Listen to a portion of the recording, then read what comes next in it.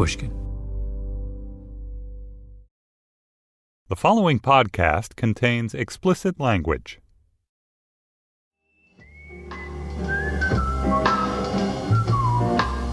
I knew a man, Bojangles, and he danced for you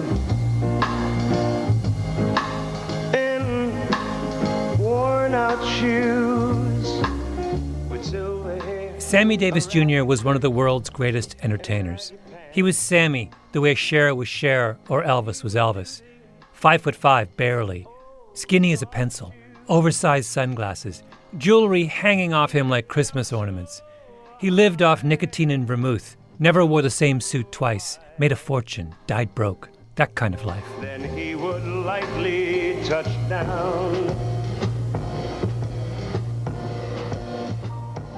A singer, a dancer, a master impressionist with a famous, exaggerated laugh that unfolded in 3 acts.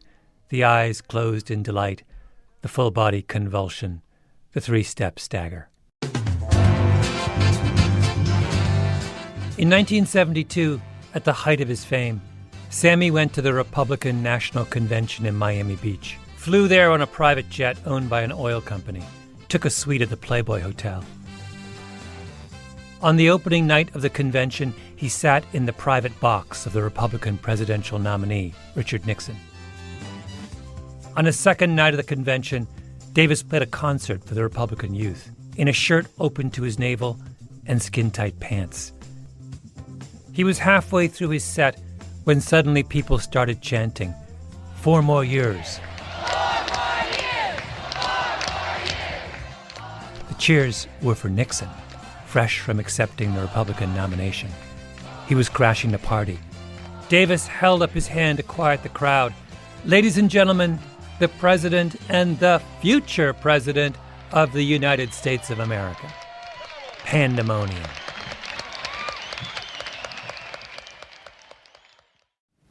I am opposed to busing for the purpose of achieving racial balance in our schools. I have spoken out against busing scores of times over many years. Richard Nixon was, in 1972, the leading practitioner of what was known as the Southern strategy, the attempt to use racist appeals to win over Southern white voters to the Republican Party. He nominated 2 Southerners to the Supreme Court, men who were such committed segregationists and so deeply unqualified that the Senate wouldn't confirm them. In the privacy of the Oval Office, Nixon referred to black people as niggers and jigaboos. He did his best to delay the integration of American public schools. He once complained to one of his aides that the anti-poverty programs established by his predecessors were a waste of money because African Americans were genetically inferior.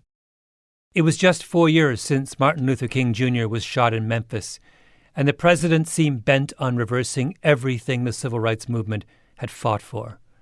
Black people in 1972 did not like Richard Nixon. That is, except for one of the most famous black men in the country, Sammy Davis Jr., who sat in the Nixon family box, performed at the Nixon coronation, and who crossed the stage and wrapped one of the most famously chilly and awkward of all presidents in a joyful, excited, loving hug. Let me read to you Will Haygood's description of that moment in his biography of Sammy Davis Jr. The public had rarely seen Nixon in such an embrace, even with his own wife. And Nixon, letting loose with a slow, widening grin, towering over Davis, wrapping his arms across his own chest so awkwardly and yet tenderly like some flushed teenage kid. And all those white delegates and all those Nixon placards, and Davis leaning on the president's shoulder as if Nixon were kin. Nixon and Sammy in full embrace. When people remember Sammy Davis Jr., that's what they think of, the photograph of that moment. Sammy never got over it. My name is Malcolm Gladwell. You're listening to Revisionist History, my podcast about things forgotten and misunderstood.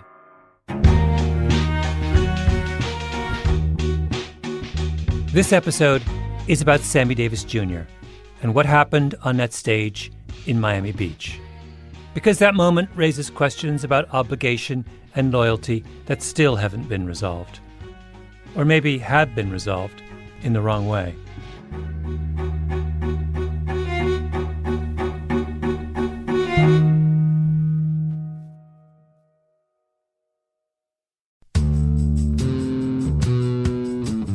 To understand this, you have to go back to what young brother here referred to as the house Negro and the field Negro, back during slavery. In 1963, in Detroit, Malcolm X gave one of his most famous speeches. There was two kinds of slaves. There was the house Negro and the field Negro. The house Negro, they lived in the house with master. They dressed pretty good. They ate good because they ate his food. They would give their life to save their master's house quicker than the master would. The house Negro, if the master said, we got a good house here, the house Negro say, yeah, we got a good house here. Whenever the master said we, he said we. That's how you can tell a house Negro. Malcolm X was trying to win his audience over to the cause of black nationalism. He was a separatist. He identified himself with his master more than his master identified with himself. And if you came to the house Negro and said, let's run away, let's escape, let's separate, that house Negro would look at you and say, man, you crazy. What you mean separate? Where is there a better house than this? Where can I wear better clothes than this? Where can I eat better food than this? That was that house Negro. Malcolm X was talking about African Americans who he felt had betrayed their community, who had achieved success by turning their backs on where they'd come from. He was talking about people like Sammy Davis Jr. I gotta be...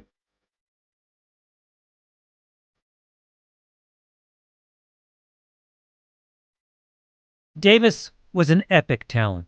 He was Michael Jackson before Michael Jackson. He was the first black person in history who could sell out performances around the world. A charter member of Frank Sinatra's Rat Pack, a staple in the tabloids for 40 years.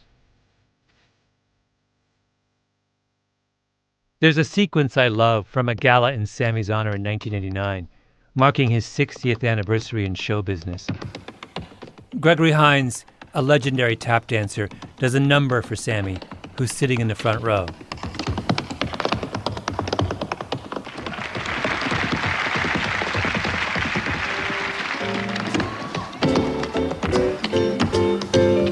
Now stop time. Stop time. Then Hines invites Sammy up to join him.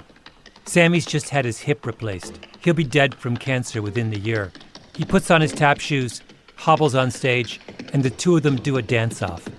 I swear to God, if you don't believe me, look it up for yourself. Sammy blows him away. At the end, Hines gets down on his knees and kisses Sammy's shoes.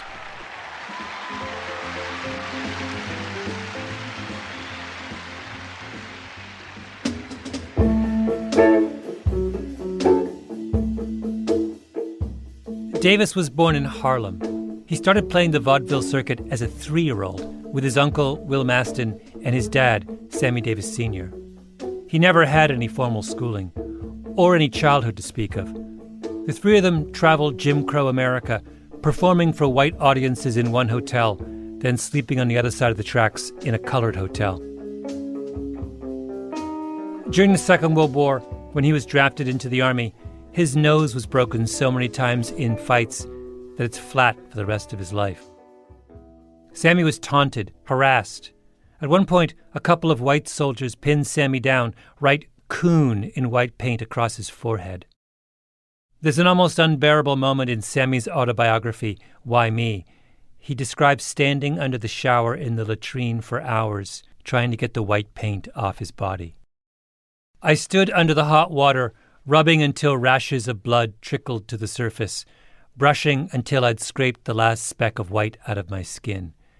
I got into bed. Nobody in this world is ever going to do this to me again. I'll die first.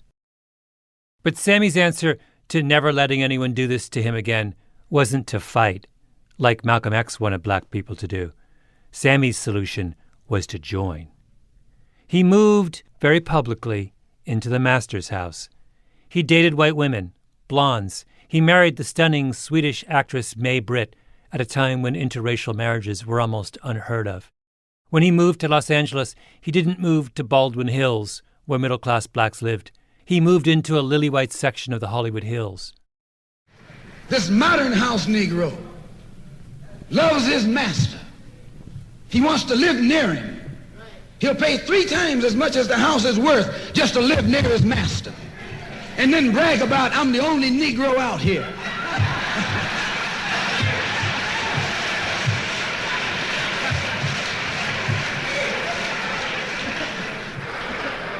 I'm the only one on my job.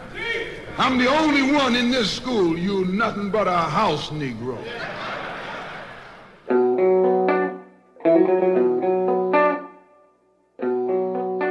If I play a Dave Chappelle routine for you without telling you that it's him, or a Richard Pryor bit from the 1980s, you'd know right away that Chappelle and Pryor are black. They code black. But listen to this. Sammy Davis on the Dick Cavett Show talking about what he learned from the old Borscht Belt comedians who used to hang out at Hanson's drugstore just off Broadway in the 1940s. All of the Impressionists would hang out on the corner, and I'd say, hey, I got one. I think I got one. I think I finally got Jimmy Stewart. And Will or Larry Storch would say, no, you haven't got it, man. That isn't. It's got to be up here. You got it too low. And when you do it, you got to have a sort of a drawer behind it. Yeah. So that it disappears in here. Cavett then asked Sammy if he also does Laurence Olivier, which you think is just Cavett being mischievous, because Olivier was the greatest Shakespearean stage actor of his day, the son of a high church Anglican clergyman, about as far from Sammy as you can get, in theory. Of course I do Olivier. You do Olivier? Yes. Really? Well, what would you like to hear me do from Olivier? A couple acts from King Lear would be nice. Well, he only did Lear once. How about Richard III? I'll settle for Dick III. Okay. Now is the winter of our discontent, made glorious summer in this son of York, since I cannot by rightful claim my way to the throne, I shall hack and hew my way instead. Oh, that's great. If I didn't tell you that Sammy was black, would you know? He could as easily be white. He could be Jewish. In fact, he was Jewish. He converted. The lone black person at Temple Israel in Hollywood. Sammy's mind worked like this. Whatever it takes to survive, I have to do it. That's Will Haygood, Sammy's biographer. Now, many of my friends are Jewish, and they love me, and they support me. So that's interesting. I think I'm going to go to Israel. I think I'm going to become Jewish. And then I'm going to make some jokes about it. And I know people will laugh, but right now, in this moment, this is where my heart is.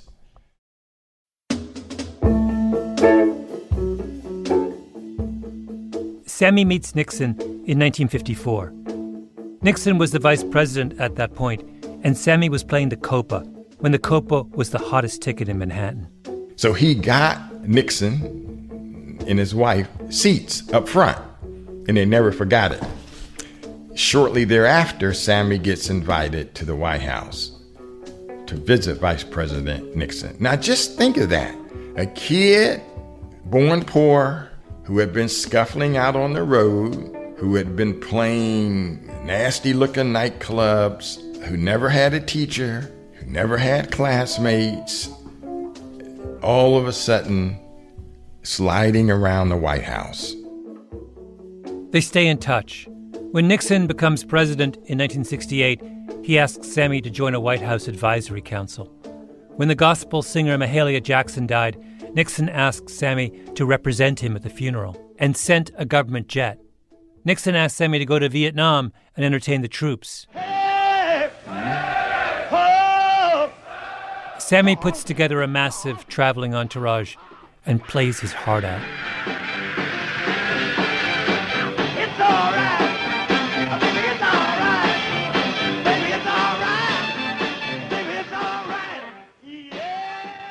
If you look at the back cover of Sammy's autobiography, Why Me?, there's a blurb from Alex Haley, who wrote Roots, another from Aaron Spelling, the creator of 90210, among a million other things, another from Frank Sinatra and Michael Jackson and Liza Minnelli. It's maybe the greatest blurb lineup in the history of publishing. And then there's Richard Nixon, who writes, Sammy is one of the great living Americans. It wouldn't matter what color he was. With his intelligence, he could make it at anything, anywhere. It wouldn't matter what color he was? That sounds like something you would say about someone who comes from privilege, to flatter them into thinking they would have succeeded even without their privilege. It wouldn't matter if Mark Zuckerberg were an orphan from a remote village in the Himalayas. He's so smart he would still be a billionaire. It's totally nuts to say it wouldn't matter if he hadn't had those privileges about a black man born in Harlem in 1925 who never had any privileges. Sammy comes to Nixon pretending he isn't black, and Nixon comes to Sammy forgetting he's black. Their relationship is a kind of delusional post-racial fantasy.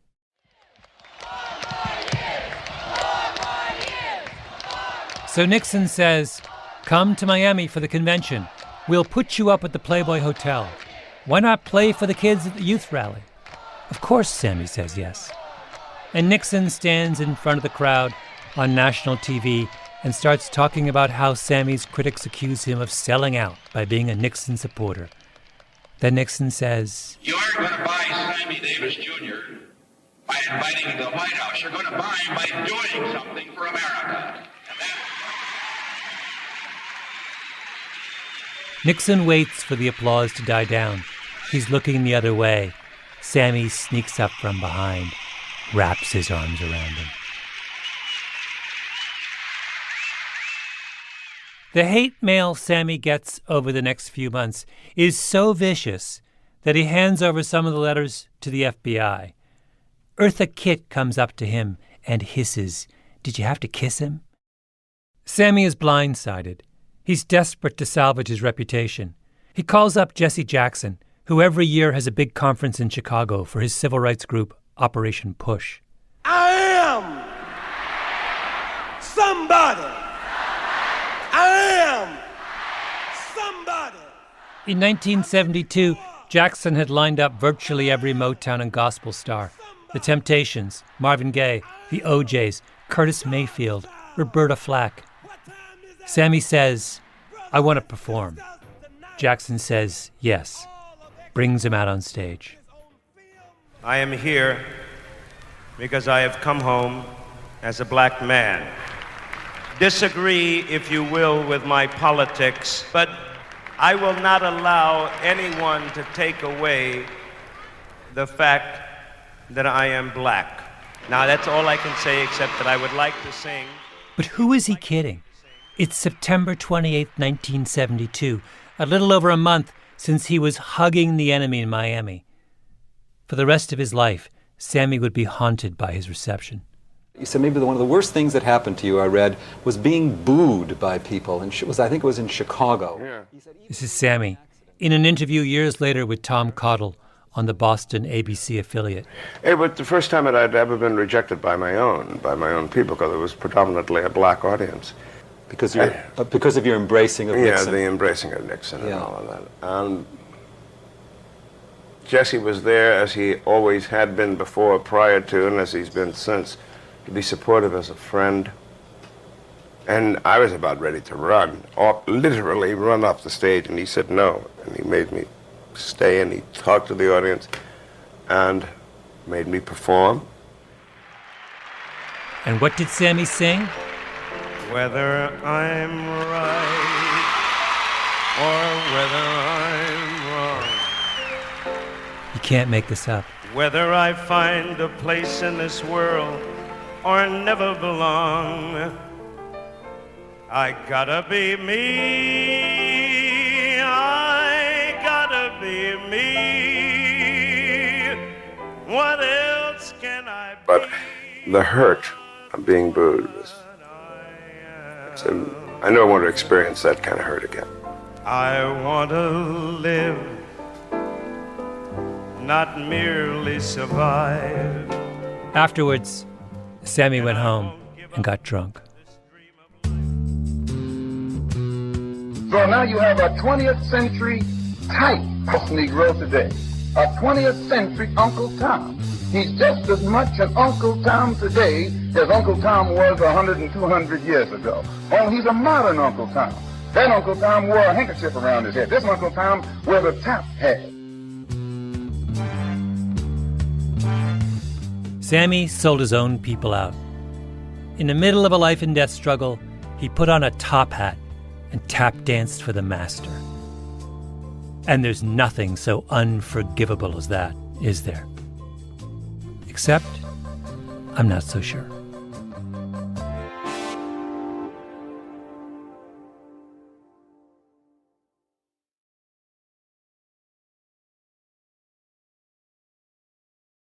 I had been given the opportunity through a company that I was consulting to interview the first women entering their sales force. That's Rosabeth Cantor. She's a professor at the Harvard Business School, talking about a research project she did back in the 1970s. It was for a big industrial firm headquartered at the time in New York City. They had a sales force of 300 people, all men, and they just hired 20 women.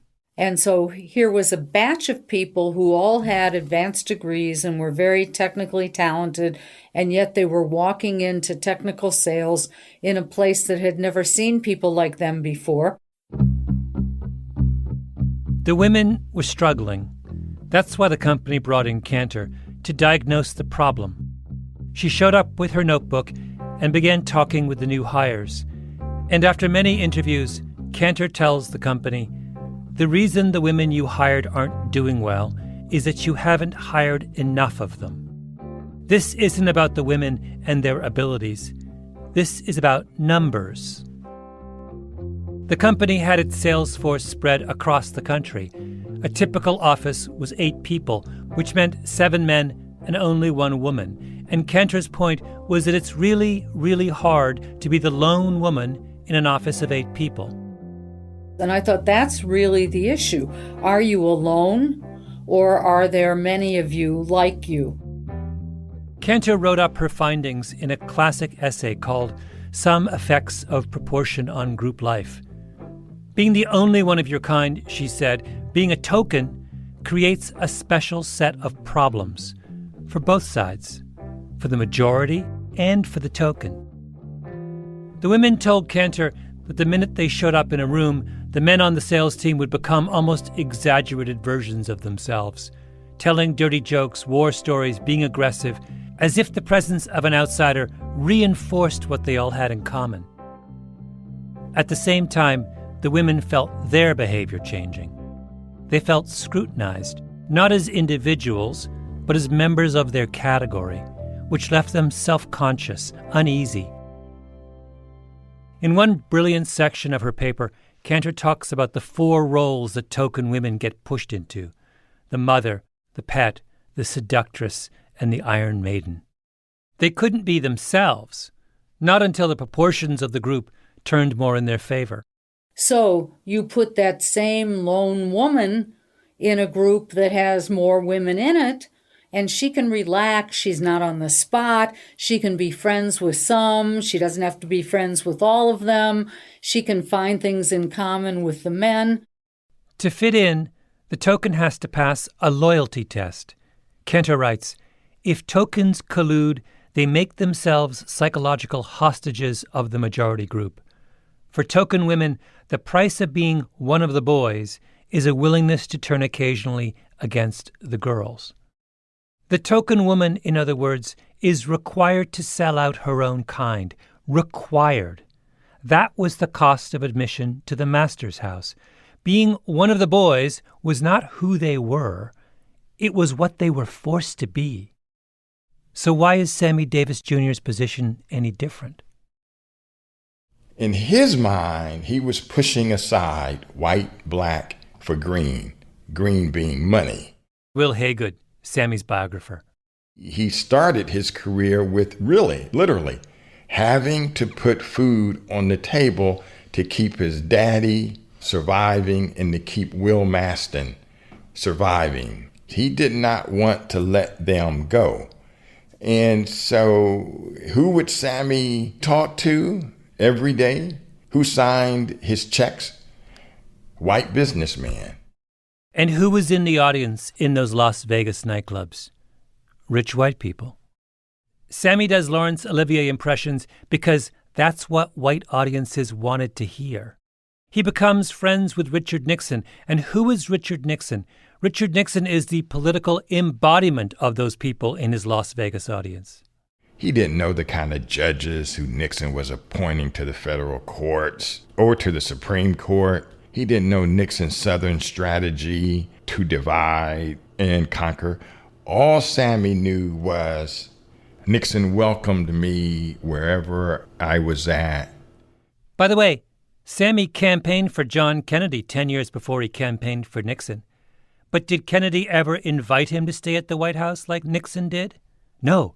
Kennedy disinvited him from his inauguration because he worried about what it would look like if Sammy brought his white wife to the White House. Sammy had to make strategic decisions out of necessity. These are the steps the token takes to survive, but they aren't who he is. Sammy marched on Washington. He marched at Selma. He shut down a Broadway show to make the trip. Will Haygood says that when he interviewed Harry Belafonte, Belafonte made a point of stressing how generous Sammy was to the civil rights movement.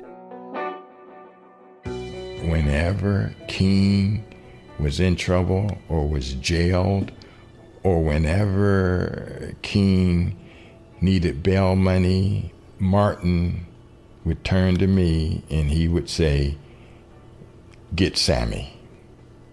And the next day, Sammy Davis Jr. would wire them $10,000 or $7,000 or however much money King needed, and that was a lot of money back in the 60s.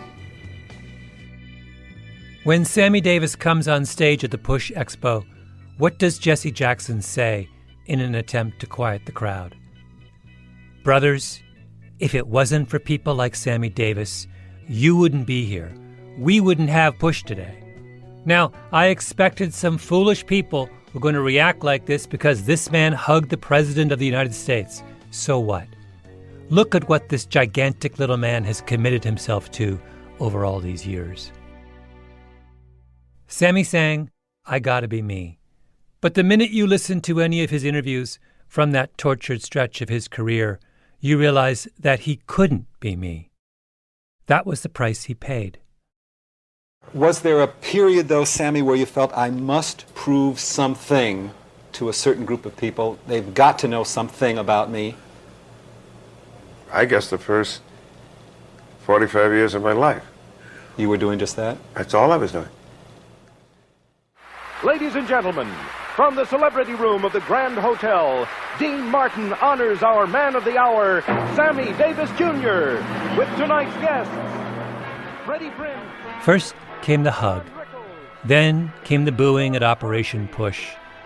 Then came the roast. And tonight's very special man of the hour, Sammy Davis Jr. The singer and comedian Dean Martin did a regular series of celebrity roasts from Las Vegas during the 1970s. They were broadcast on NBC on Thursday nights, national television.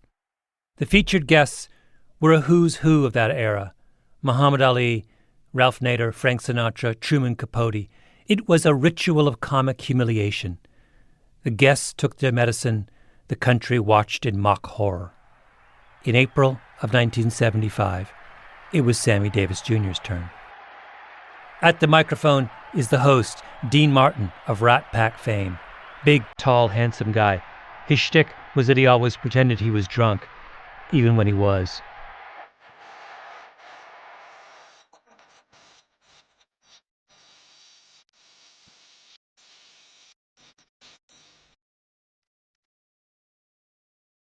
Why does Sammy agree to this? For the same reason he hugged Richard Nixon. Because the world represented by the roast was the world Sammy has been trying his whole life to join. It's the club. And what is a celebrity roast? It's a ritual of initiation. The target of the roast agrees to be roasted because being roasted is proof that you belong. Only what does this roast prove? That Sammy isn't one of them. The first booking he got was in Atlanta. As and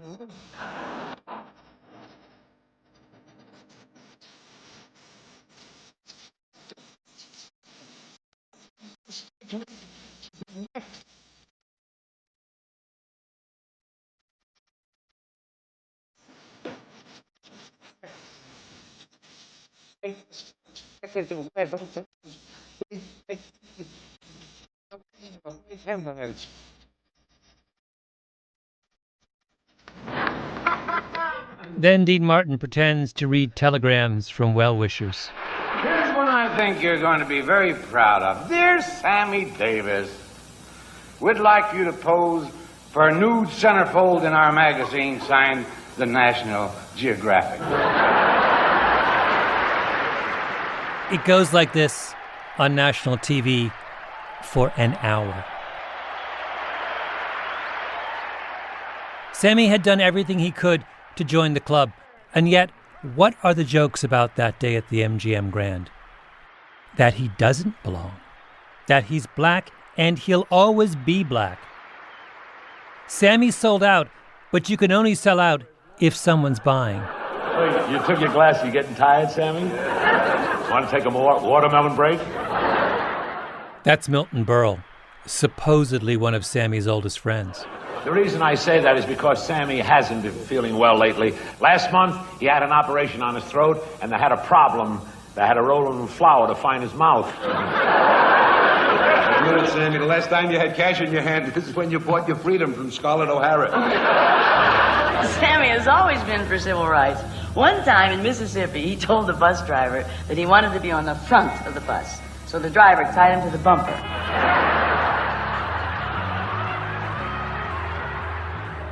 Next up, Foster Brooks, a man with a brief moment of celebrity based entirely on his ability, born of experience, to impersonate a drunk. Sammy Davis had more talent in his pinky finger than Foster Brooks. But Sammy isn't a member of the club, and Brooks is. Mr. Davis, you are a great performer. The excitement you create in an audience is incredible. There they sit, spellbound, wondering if someone in your entourage is ransacking their room. Cut to Sammy cracking up on the dais, then giving Brooks a big Sammy-style hug, arms wrapped around him. Dancing for pennies to that magnificent moment when Frank Sinatra phoned down to the lobby and said, "Send the colored kid up to dance while I shave." Remember what Rosabeth Cantor wrote? For token women, the price of being one of the boys is a willingness to turn occasionally against the girls. And then she writes a line that I couldn't stop thinking about as I watched that roast. Tokens thus find themselves colluding with dominance through shared laughter.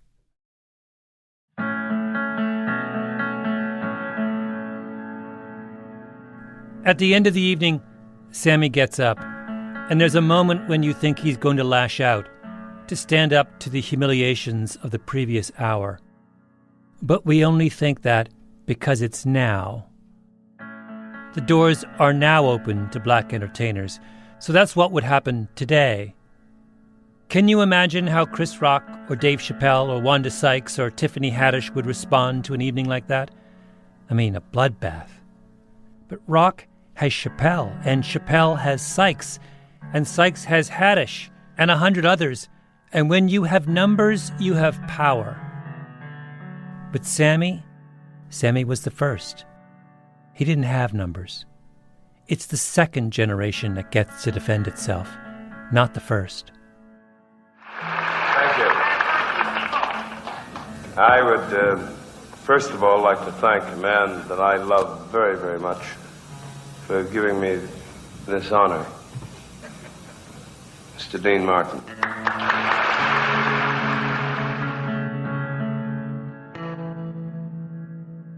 He turns to Dean Martin, who's sitting next to him. Dean Martin reaches up and places his hand on top of Sammy's. One of the great joys of being 45 years in this business is to have people who love you make fun of you. That is one of the great joys, because the day they don't make fun of you, that means they don't give a damn about you. The token succeeds at the cost of his own dignity. I thank you. That's it. Thank you very much. Mr. Sammy Davis Jr., ladies and gentlemen.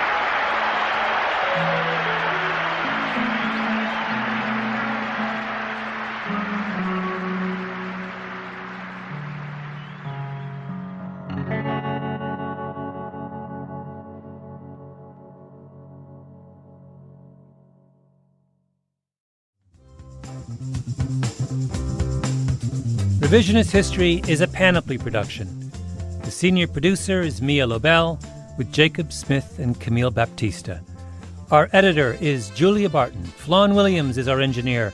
Fact-checking by Beth Johnson. Original music by Luis Guerra. Special thanks to Andy Bowers and Jacob Weisberg. I'm Malcolm Gladwell.